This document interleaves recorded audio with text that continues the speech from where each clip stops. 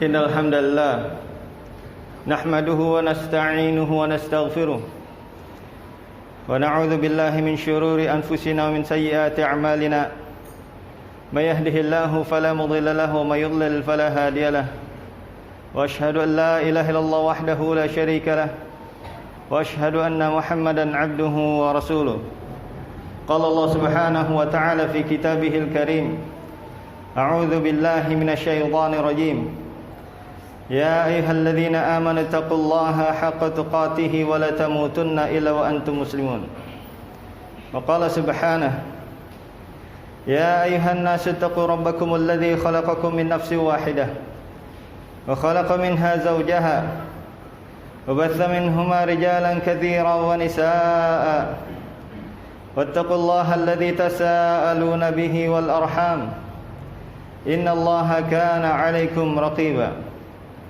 وقال سبحانه يا أيها الذين آمنوا اتقوا الله وقولوا قولا سديدا يصلح لكم أعمالكم ويغفر لكم ذنوبكم ومن يطع الله ورسوله فقد فاز فوزا عظيما أما بعد. Sidang Jumat insyaallah dimuliakan oleh Allah Subhanahu wa taala. Senantiasa kita memanjatkan puja dan puji syukur kita kehadirat Allah Subhanahu wa taala yang senantiasa memberikan kita taufik dan hidayahnya sehingga kita bisa mengerjakan segala kewajiban dan ketaatan kita kepada Allah Subhanahu wa taala. Dan salat serta salam kita aturkan pada baginda Nabi kita Muhammad sallallahu alaihi wasallam yang telah menyampaikan syariat Islam kepada kita semua sehingga kita bisa mengetahui bagaimana kita beribadah kepada Allah Subhanahu wa taala dengan apa yang diridhai oleh Allah Subhanahu wa taala. Sidang Jumat insyaallah dimuliakan oleh Allah Subhanahu wa taala. Allah Subhanahu wa taala menciptakan kita di muka bumi ini hanya sekali. Allah berikan kita kesempatan untuk hidup di dunia ini hanya sekali. Maka pergunakanlah kesempatan tersebut dengan sebaik-baiknya, sesuai dengan maksud tujuan Allah Subhanahu wa taala menciptakan kita di muka bumi ini adalah untuk senantiasa beribadah kepada Allah Subhanahu wa taala. Sebagaimana Allah taala tegaskan dalam surat Adz-Dzariyat ayat 56, "Wa ma khalaqtul jinna wal insa illa liya'budun."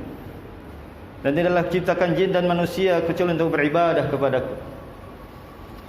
Maka hendaklah kita gunakan kehidupan kita ini untuk senantiasa beribadah kepada Allah Subhanahu wa taala dan mengajak kepada kebaikan dan membekali diri kita dengan amal saleh agar kita memiliki bekal untuk bertemu dengan Allah Subhanahu wa taala. Jadilah orang-orang yang mengajak kepada kebaikan dan jangan menjadi orang yang mengajak kepada keburukan. Karena apabila kita mengajak kepada kebaikan, maka kita akan mendapatkan kebaikan-kebaikan pahala dari pahala orang yang mengikuti kita. Ya, ini akan sangat bermanfaat sekali bagi kita di kehidupan akhirat nanti. Kan tapi apabila kita mengajak kepada keburukan, kesalahan, kemaksiatan, maka kita akan mendapatkan dosa dari dosa orang yang mengikuti kita tanpa mengurangi dosa mereka sedikit pun. Sebagaimana Rasulullah SAW tegaskan dalam hadis riwayatkan oleh Imam Muslim dari Abi Hurairah radhiyallahu taala anhu, di mana Rasulullah SAW mengatakan, "Man da'a ila huda kana lahu minal ajri mithlu ujuri man tabi'ah, la yanqusu dzalika min ujurihim syai'a. Wa man da'a ila dhalalah kana 'alayhi minal ithmi mithlu athami man tabi'ah, la yanqusu dzalika min athamihim syai'a." Barang siapa yang mengajak kepada petunjuk hidayah, kebaikan, maka baginya pahala seperti pahala orang yang mengikutinya, tanpa mengurangi pahala orang yang mengikuti tersebut. Dan barang siapa yang mengajak kepada kejahatan, kesalahan dan kemaksiatan, maka baginya dosa seperti dosa orang yang mengikutinya tanpa mengurangi dosa orang yang mengikuti tersebut. Maka hadis ini harus selalu kita ingat, agar hendaklah kita senantiasa mengajak kepada kebaikan. Segala ucapan kita, perbuatan kita mengajak kepada ibadah kepada Allah Subhanahu wa taala, kepada petunjuk dan hidayah dari Allah Subhanahu wa taala. Dan jangan sampai kita mengajak kepada keburukan, karena kita akan mendapatkan dosa dari dosa orang yang mengikuti kita. Apabila kita mengajak kepada kebaikan, maka kita akan mendapatkan pahala dari pahala orang yang mengikuti kita dalam kebaikan.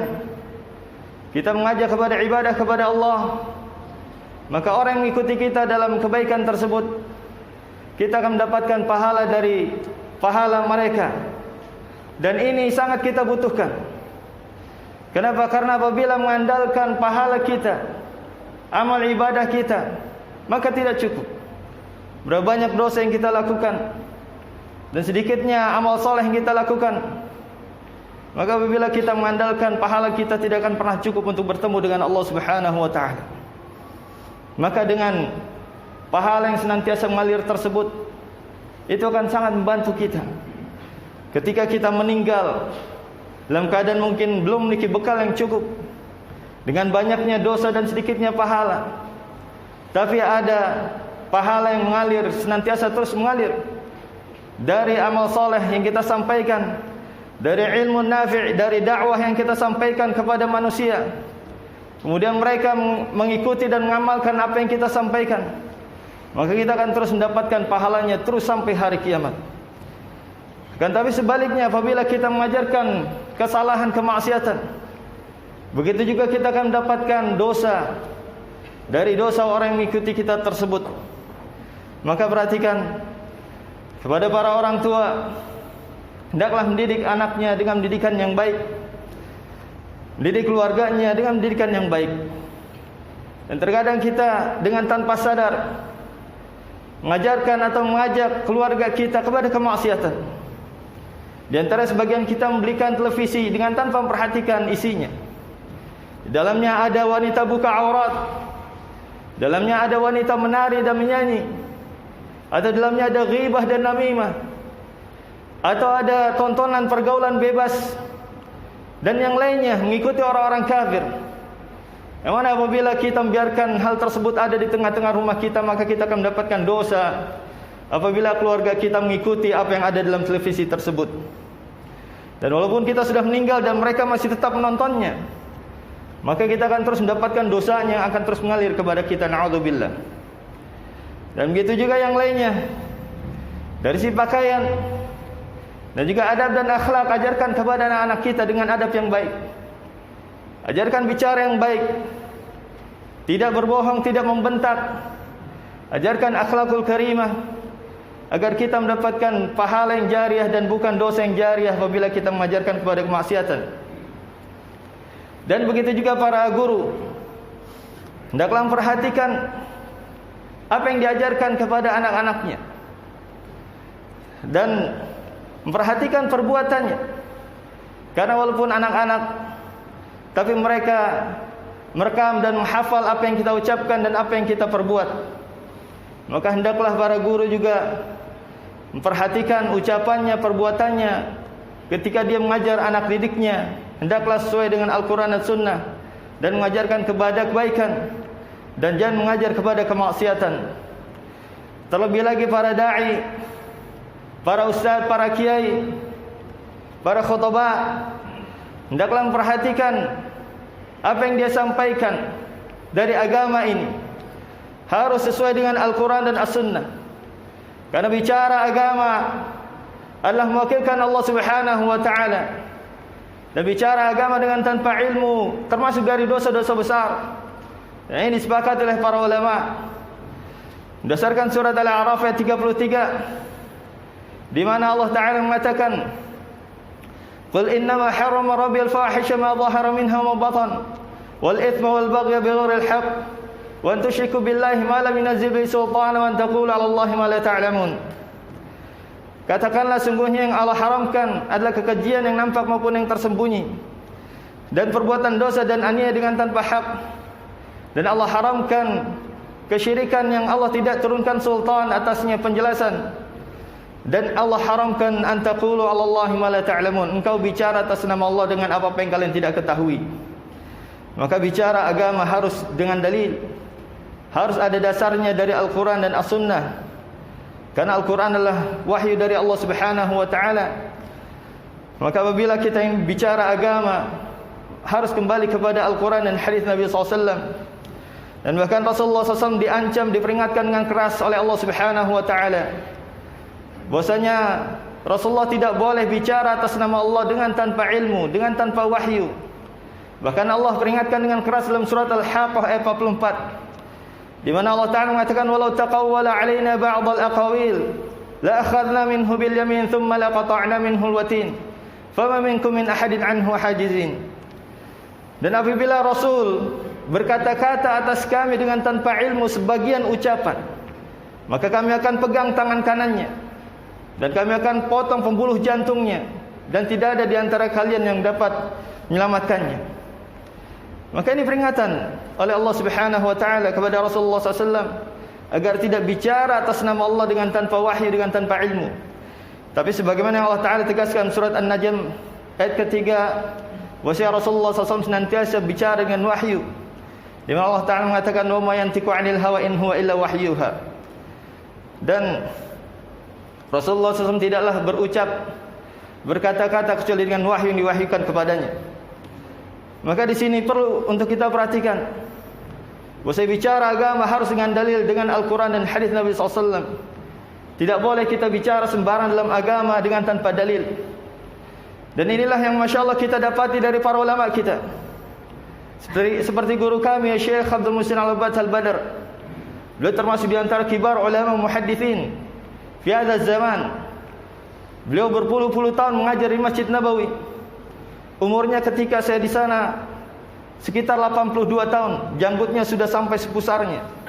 Habis umurnya untuk belajar dan mengajar. Dan tidak sekali dua kali saya mendengar langsung dari beliau ketika beliau ditanya tentang hukum suatu masalah dalam agama. Beliau menjawab, wallahi la ma'adri, saya enggak tahu. Padahal Masya Allah keilmuan beliau luar biasa. Beliau termasuk rujukan dunia sekarang ini. Tapi ketika ditanya suatu masalah agama dan beliau tidak tahu, beliau mengatakan, demi Allah saya enggak tahu, kata dia. Inilah adab para ulama kita kepada Allah Subhanahu wa taala. Bahwa saya bicara agama dengan tanpa ilmu termasuk dari dosa besar. Dan apabila seorang dai menyampaikan agama dengan tanpa ilmu dan diikuti oleh orang-orang, maka dia akan mendapatkan dosa yang akan terus mengalir kepadanya, na'udzubillah. Terlebih lagi mendakwahkan kesesatan, kesyirikan, kebid'ahan, bahkan kekufuran, na'udzubillah. Maka orang yang mengikutinya dalam kesesatan tersebut, dia akan mendapatkan dosanya dari setiap dosa orang yang mengikutinya dalam kesesatan tersebut, kecuali apabila dia bertaubat dan menjelaskan tentang kesalahannya. Dan ini termasuk di antara syarat taubat seorang hamba yang apabila telah mengajarkan kesesatan, maka dia harus bertaubat dan menjelaskan bahwasanya saya telah mengajarkan kesesatan dan saya bertaubat kepada Allah, dan saya minta kalian untuk berlepas diri darinya dan meninggalkan kesesatan yang sudah saya sampaikan. Ini syarat taubatnya apabila seorang telah menyampaikan atau mengajarkan kesesatan kepada orang lain. Berdasarkan firman Allah Ta'ala surat Al-Baqarah ayat 159 sampai 60 sampai 160, di mana Allah Ta'ala mengatakan, innal ladzina yaktumuna ma anzalna minal bayyinati wal huda min ba'di ma bayyanahu lin-nasi fil kitabi ulaika la'anhumullah wa yal'anuhumul la'inun illa alladzina tabu wa aslahu wa bayyanu fa ulaika atubu 'alaihim wa ana tawwabur rahim. Sungguhnya orang-orang yang menyembunyikan apa yang kami turunkan kepada mereka, kepada manusia dari penjelasan petunjuk, maka mereka adalah orang-orang yang menyembunyikan itu adalah orang-orang yang dilaknat oleh Allah Subhanahu wa taala dan dilaknat oleh orang-orang yang melaknat, kecuali orang yang bertaubat wa aslahu dan memperbaiki, wa bayyanu dan menjelaskan. Maka ini apabila seorang dai apabila telah menyampaikan kesesatan dan agar dia terlepas dari dosa yang jariyah, maka dia harus menjelaskan bahwa saya pernah mengajarkan kesesatan ini dan itu. Maka saya bertobat kepada Allah dan saya minta kalian untuk bertobat kepada Allah Subhanahu wa taala. Inilah cara taubatnya seorang dai yang telah mengajarkan kepada kesesatan. Oleh karena itu kita dapati para ulama, rujuknya mereka kita dapati ada qaul qadim Imam Syafi'i dan qaul jadid. Mereka merasa pendapatnya yang dulu itu salah dan mereka mengakuinya dan mereka tidak gengsi. Dan ini harus kita contoh dari para ulama kita, karena agama ini milik Allah. Dan kita bicara agama adalah mewakilkan Allah Subhanahu wa taala, maka harus dengan dalil dari Al-Quran dan hadis Nabi SAW. Karena apabila kita bicara tanpa dalil, maka yang kita sampaikan adalah kesesatan dan bukan bersumber dari Allah Subhanahu wa taala. Aqulu qawli hadza wa astaghfiru innahu huwal ghafurur rahim.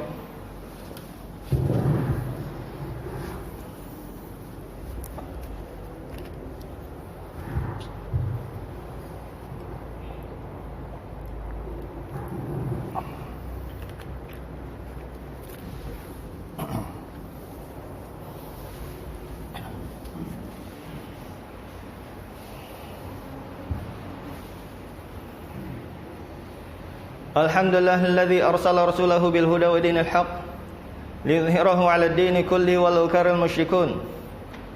Amma ba'd. Pada kesempatan kedua kali ini khatib ingin mengajak kita semua agar kita memperhatikan segala ucapan dan perbuatan kita, dan sampai kita mengajak kepada kesesatan, kepada kemaksiatan dengan tanpa sadar dari ucapan kita atau perbuatan kita. Apabila kita pernah mengajak kepada kemaksiatan, maka hendaklah bertaubat dan memperbaiki dan menjelaskan dan minta kepada orang yang telah mengikuti kita dalam kesesatan bahwasanya kita sudah bertaubat dan minta dia untuk meninggalkannya. Mungkin di antara kita ada yang pernah mengajarkan temannya merokok, atau mengajarkan temannya korupsi, atau mengambil hak orang lain, atau mengajarkan kepada kemaksiatan-kemaksiatan yang lainnya. Maka bertaubatlah kepada Allah dan jelaskan bahwasanya kita sudah bertaubat dan kita minta kepada orang yang telah kita ajarkan kemaksiatan tersebut. Maka kita minta agar dia meninggalkannya, agar kita terbebas dari dosa yang jariah yang akan senantiasa mengalir, yang akan mencelakakan kita. Dan terlebih lagi para pemimpin, baik pemimpin negara atau pemimpin instansi yang lainnya atau perusahaan, hendaklah kebijakan-kebijakannya harus sesuai dengan Al-Quran dan hadis Nabi SAW, dan jangan menyelisih syariat Islam. Karena apabila seorang pemimpin membuat kebijakan yang menentang syariat Islam, maka setiap kali orang mengikuti kebijakan tersebut dan aturan tersebut, maka yang membuat kebijakan dan aturan tersebut akan mendapatkan dosanya dari penyimpangan yang dilakukan oleh orang-orang yang mengikutinya, yang mengikuti aturan tersebut, mengikuti syariat selain syariat Rasulullah SAW, mengikuti selain aturan Allah Subhanahu Wa Taala. Maka orang yang membuat aturan tersebut yang menyelisih Al-Quran dan Sunnah, dia akan mendapatkan dosa dari setiap dosa orang yang melakukan aturan tersebut yang menyimpang, yang tidak sesuai dengan Al-Quran dan hadis Nabi SAW. Maka perlu diperhatikan, segala ucapan kita, perbuatan kita sangat menentukan untuk kehidupan kita di akhirat nanti. Hendaklah kita memperhatikan agar ucapan